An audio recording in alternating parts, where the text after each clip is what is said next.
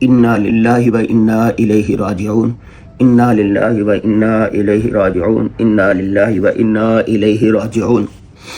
آج علم، تقوی، دعوت، ارشاد، اصلاح اور صبر کا عظیم مینار مختار الامہ حضرت مولانا پیر مختار الدین صاحب بھی وفات پا گئے۔ اس ایک مہینے کے اندر پاکستان کی 3 بڑی عظیم اور روحانی شخصیت وفات پا چکی ہیں۔ ابھی چند دن پہلے حضرت مولانا پیر ذوالفقار احمد نقشبندی وفات پا گئے۔ اس کے بعد دوسری بڑی روحانی شخصیت حضرت مولانا پیر شیخ شاہ عبدالرحیم نقشبندی صاحب وفات پا گئے، اور اس سے 15 دن پہلے کراچی کی معروف علمی سماجی شخصیت حضرت مولانا مفتی محمد حنیف عبدالمجید صاحب وفات پا گئے تھے۔ دل انتہائی رنجیدہ پریشان ہے۔ اللہ اکبر۔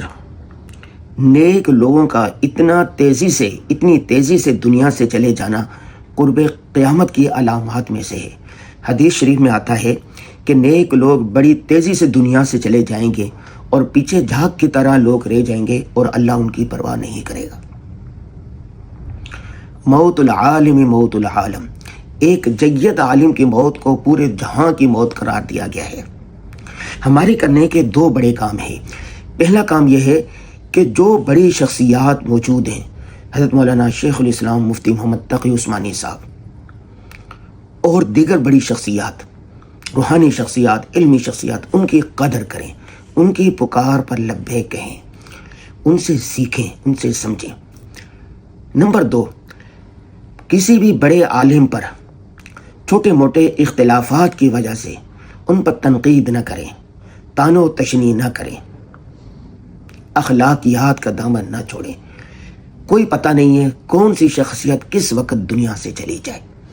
اور دوسری بات یہ ہے کہ جانے والا دنیا سے چلے جاتا ہے، پسماندگان، قارئین، ناظرین، معتقدین کے لیے ضروری ہے کہ وہ قرآن پڑھ کر ایصال ثواب کرے، اور انہوں نے جو نیک کام کیے ہوئے ہیں، جو ان کے کام ہیں، جو ان کے ادارے ہیں، ان کو آگے بڑھائیں۔ اللہ تعالیٰ تمام مرحومین کی کامل مغفرت فرمائے، اور جو باقی ماندہ بزرگ ہیں ان کی قدر کرنے کی توفیق عطا فرمائے۔ آمین یا رب العالمین۔